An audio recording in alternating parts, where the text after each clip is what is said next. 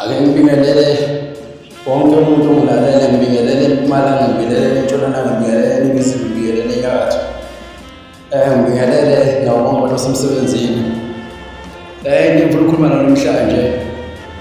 Ngifuna ukukhuluma ngoBombela. Lo uyazi manje. Lo shingo esimlandelayo uyena shingo phela ngqo. Futhi uyena shingo ophethe ukuphila kwabantu, ophethe izinto ezinhle. Ayikho into oyidingayo unyazo lwezulu engayiphethe. My motivation is kubo bonke labantu engathi-ke mhlawumbe abakholwa ukuthi uShembe ubani, noma bathi-ke abathi umuntu. Into engingayisho nje ukuthi-ke yabona mkwethu,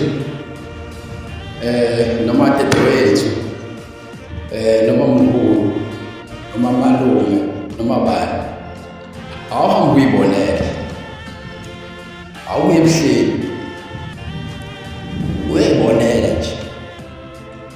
Lento ubungcwele uzoyizwa ungene esangweni, ungakafiki-ke kodwa uzoyishona wena ngoba sengizwa ngawe uthi uzwile.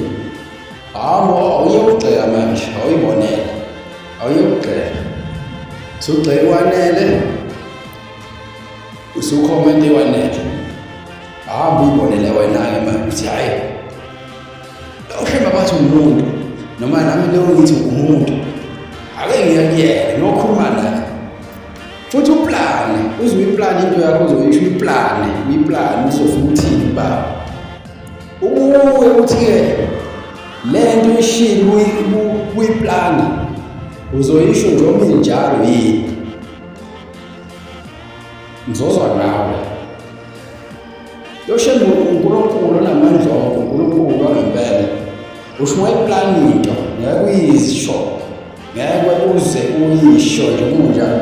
Uzofuna usho into embili. Mase kubuza umbuzo omncane, lo mbuzo omncane okuwena uzoba mkhulu kakhulu. Ngiyabonga, awuyibonele, angisasho lutho.